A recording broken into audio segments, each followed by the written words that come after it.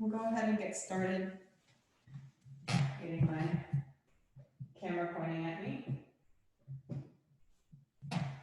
Yeah, it'll be better when I'm in front of the mic. All right, so we'll go ahead and get started with our Qigong for today.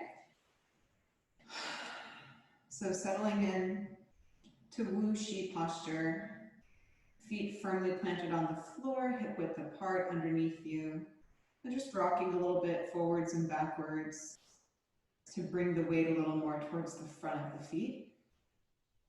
A bend to the knees, knees tracking right over the feet, and opening and closing as you bend your knees through the hips. So you can feel that you're just rising and falling along a trajectory. And if you place your hands here, you can feel the hips opening and closing. And we're settling with a pretty significant bend in the knees. Creating a little bit of weight sensation on the end of the tailbone. So that's going to elongate the spine, help us to feel more grounded. Stacking up the spine all the way up through the crown of the head and lifting the crown as though it could reach the ceiling.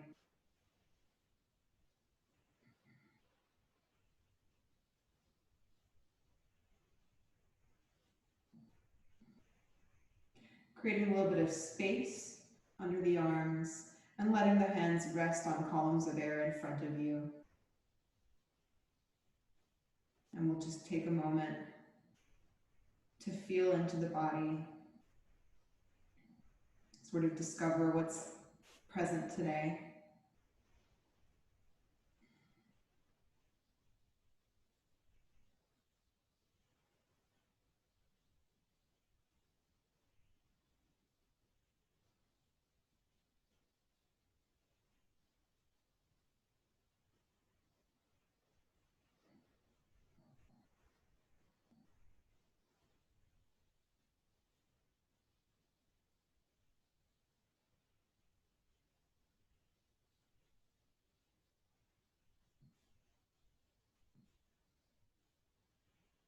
Just taking a moment to breathe deeply, however is comfortable for you.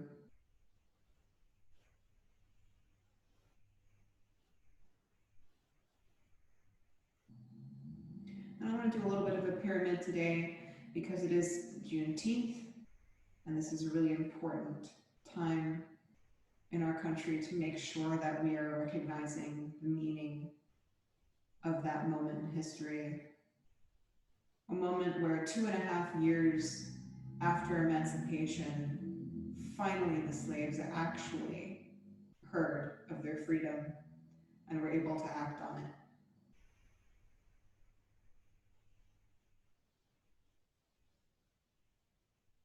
And now, so many years later, we're still struggling against whether that freedom has been actually realized, whether an entire group of people is actually treated as equal. So we'll take this moment to see how that inequality persists today.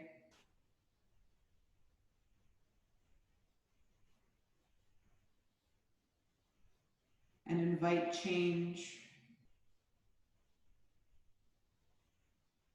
Invite that equality to be truly realized fully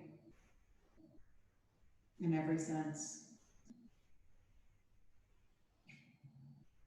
So beginning with our feet, just really feeling that groundedness in the earth. The feet and the legs forming a base.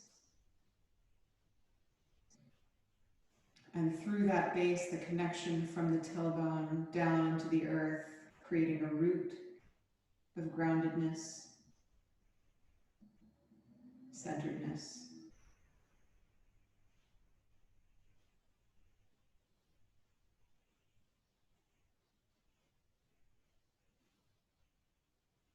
And we'll follow that line back up to the tailbone and slowly rise through the body, arriving first at the sacrum, which reminds us to be embodied in joy,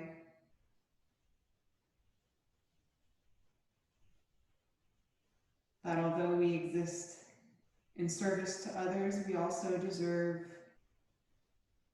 to experience passion and joy in an embodied fashion.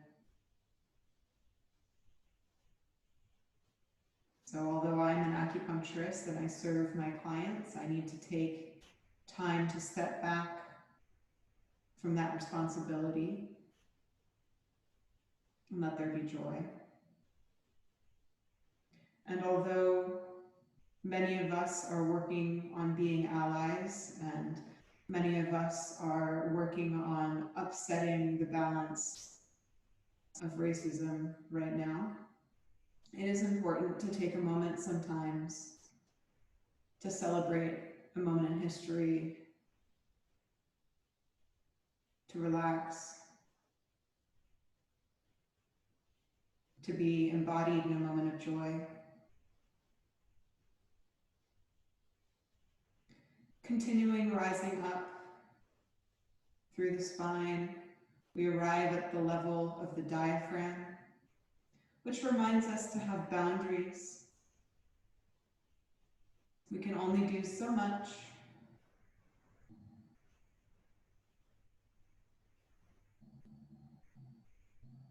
There is a warrior within us that has the capacity to say no, enough.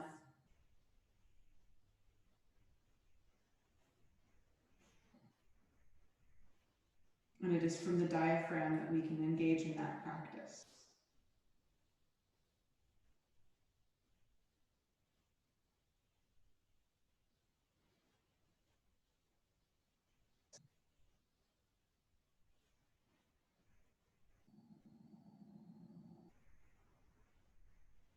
Taking a couple of moments to breathe diaphragmatically and really feel that power, the capacity to fight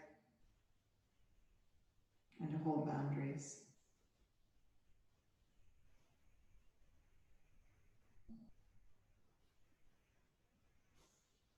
Continuing up along the spine, we arrive at the level of the heart.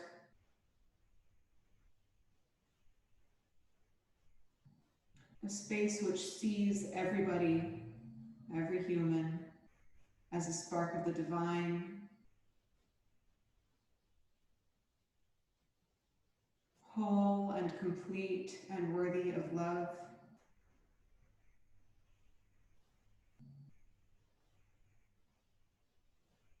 The heart seeks understanding and belonging.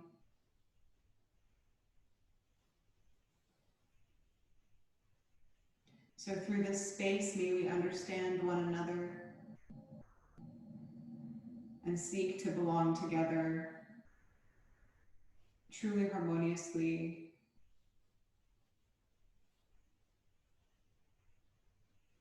a united humanity.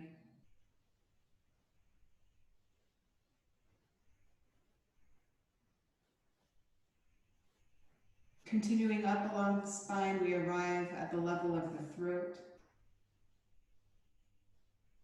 that which speaks, that which creates sounds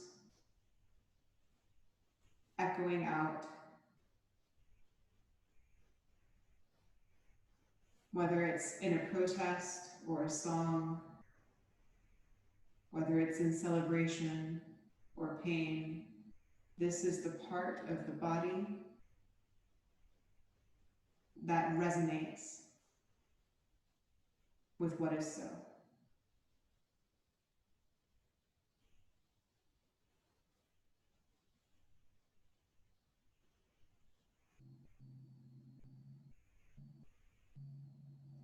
Continuing up through the skull, we arrive at the level of the pineal gland or the third eye. the level of intuition, the level of knowing,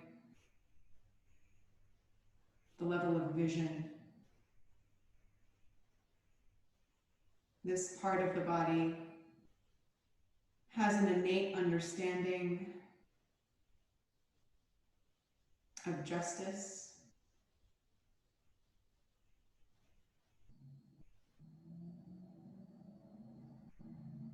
it has a vision for the future and for the present, and it takes the time to understand the past and how it influences that possibility of change.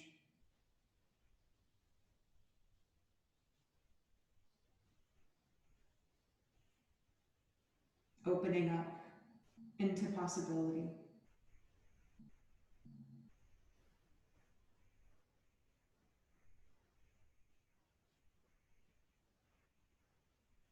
And we'll continue up all the way to the top of the head,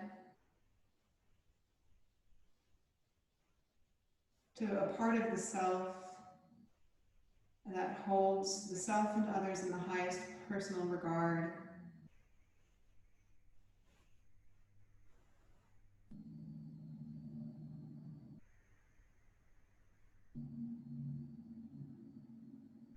A divine spark.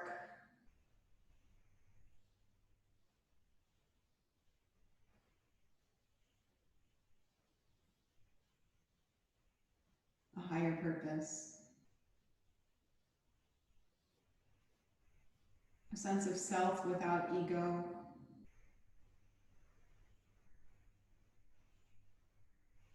That which is all of us.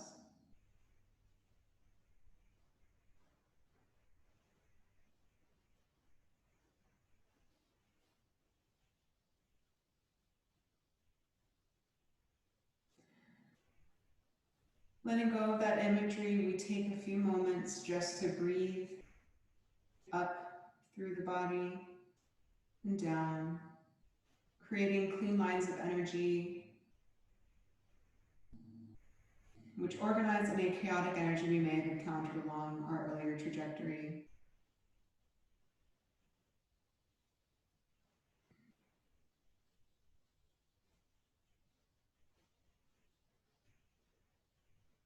If there is an image for you in this moment of an emotion or a blockage, something that needs work, place this image outside of yourself for a while. You can hold it in your hands in front of you and breathe. Inhale up, exhale down, straight lines of energy through that image.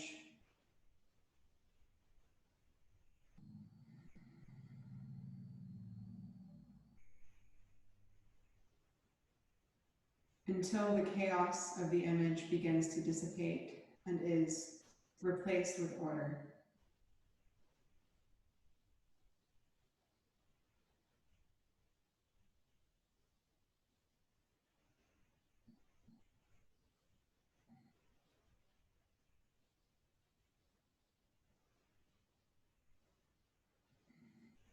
Disentangling knots,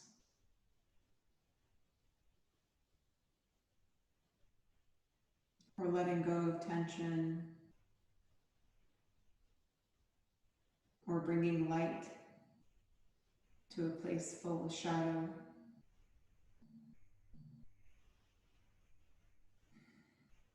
Whatever image serves you best.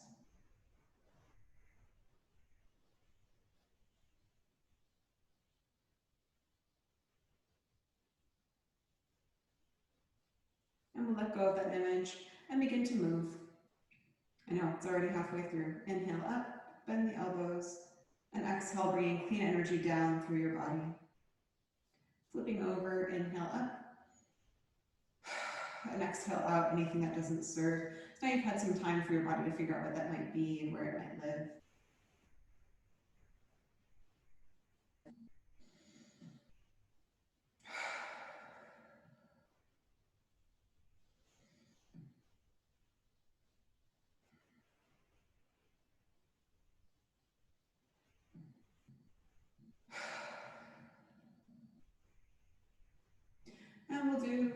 Buddha holding up the earth, inhaling up, raising the hands overhead, pausing, and exhaling back down again. Inhale up, holding palms up overhead, and exhale down.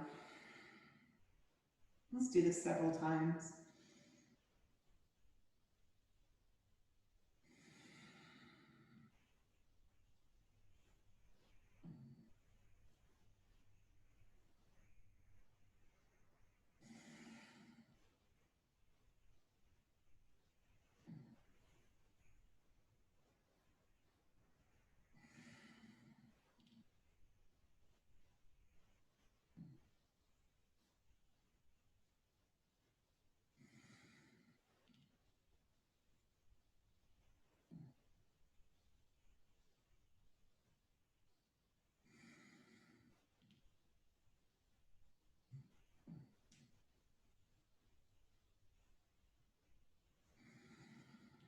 Once more.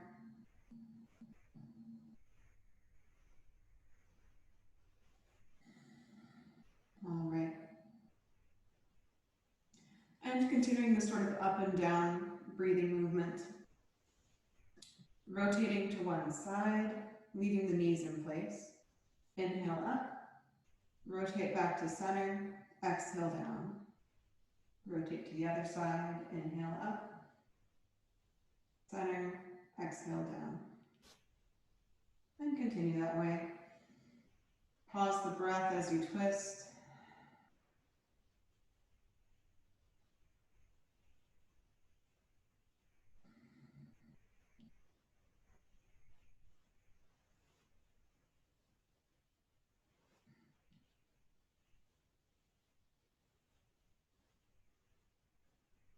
So that opening meditation is dealing with chakras, which come from the Ayurvedic tradition of medicine and from Hinduism, coming out of India. And although that's not strictly Chinese medicine, Buddhism also picked up chakra work, and Buddhism moved into China and influenced acupuncture.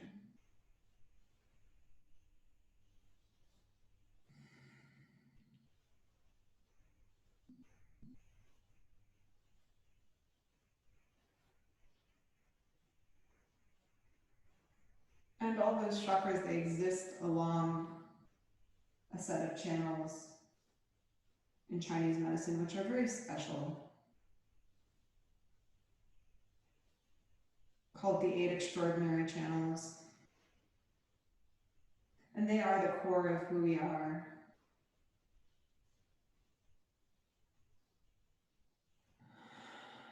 And they can manifest a lot of held trauma from both your own lifetime as well as past ancestry. So thinking about cycles of rebirth in the Indian traditions of religion, as well as epigenetics and sort of more modern understandings of how trauma can be encoded and passed down. So when we work with these channels, when we work in that space of these extraordinary vessels which carry lifetimes of information, how could we not use these tools to manifest change in the face of adversity over generations?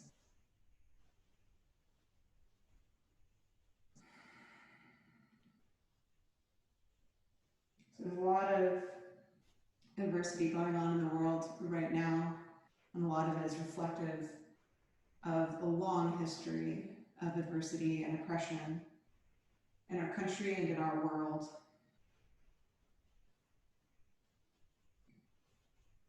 And so we engage in these practices within ourselves to reflect a sense of justice and what is right.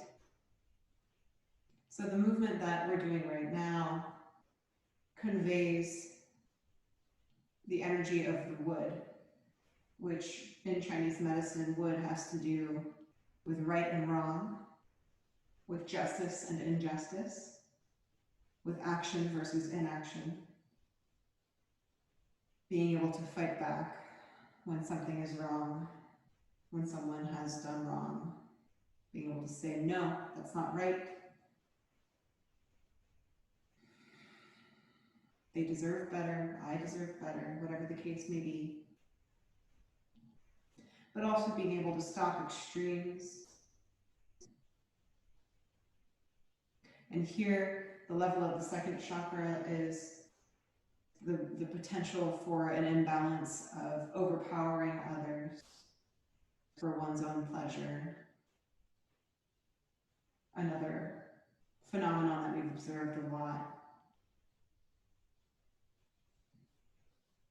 as a nation and as individuals. And all of these states are present in all of us at all times. It's only a matter of doing the work to embody that which you desire embodying, that which is right. And so that's why we show up and we do this work together. Once more, coming back to center, and then returning to Wuxi. Just listen to the body again. We've been doing a lot of work.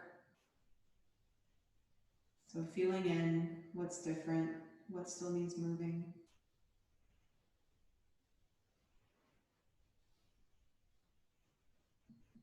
I'm going to do a little bit more clearing. So we'll inhale and dredge the channels, raking the fingers up the insides of the legs, the front of the torso, and down the arms, and then flick like you're trying to get something sticky off. So whenever there's a lot of sort of gross energy in our environment, it's easy for us to sort of pick that up and get a little sticky and grungy. So energetically, it's important to do this kind of dredging on the backs of the arms, over the head, and down the back, backs of the legs, and out the pinky toes. So as we're doing this work in ourselves and in our society, it's important to maintain our boundaries and to maintain a sense of clarity. This is where I begin and end. This is where the issue begins and ends. So being able to work, like we did earlier, with an emotion or an image in front of us rather than inside of us creates more safety.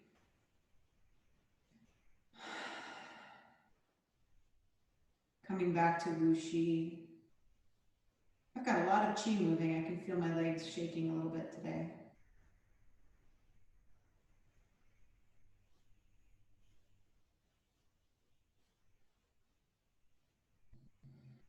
So on the topic of grounding and understanding how the legs and the feet can serve us, we return to an exercise that it's been a little while since we did, of shifting the weight through different parts of the feet. So the top of the body is just going to be simply in Wuxi. And we'll pour, as though a bag of sand, energy from the body into the forefoot of one side, and then pour that sandbag into the heel of that side, and then like a figure 8, pouring the energy into the forefoot of the other side and the heel. And so we're not leading the body, we're just bringing the center of gravity over that point and imagining pouring that weight around. So this is a nice subtle activity that really creates an experience of grounded sensation. So you actually should be able to pour enough energy that you can pick up the other foot and not be leaning, right? So my energy is poured into my forefoot and I can pick up my other foot. And then into my heel, and I can pick up this foot. I don't need it.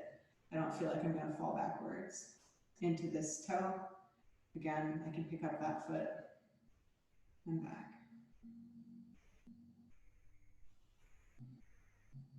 So this is just a great exercise to develop a sense of groundedness.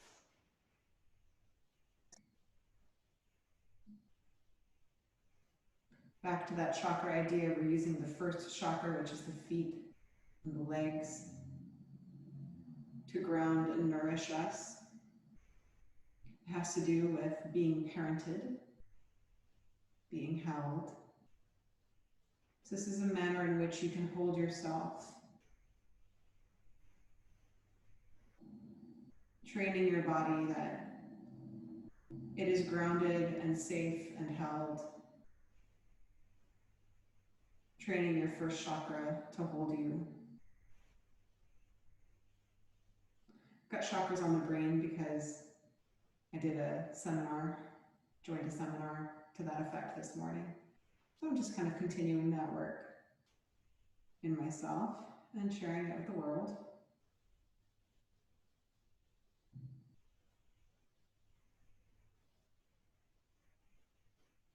And because I think it is very relevant to this conversation of ancestral trauma.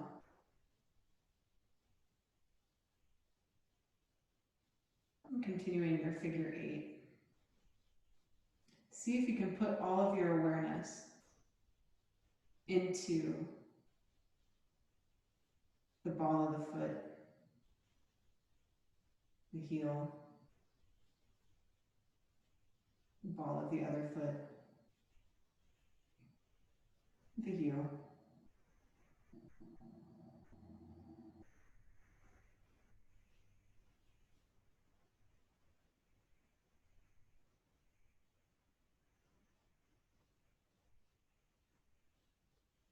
So there's a whole bunch of ways that we can ground ourselves and use our first chakra to our benefit.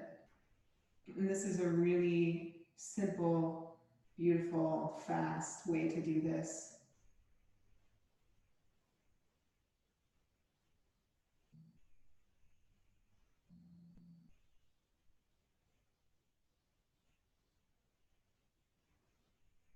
And see if you can align your breathing with this. Inhaling on the ball of the foot, exhaling on the heel. Inhaling on the ball of the foot, exhaling on the heel. Nourishing, letting go. Nourishing, letting go.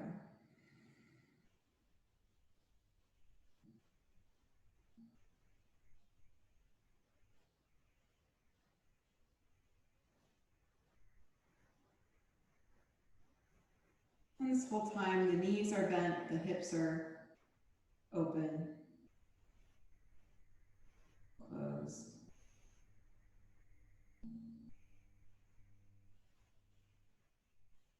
I can show you from the side what happens in my hips. My pelvis kind of comes forward a little bit when I'm on the front of my foot and backward when I'm on the back of my foot.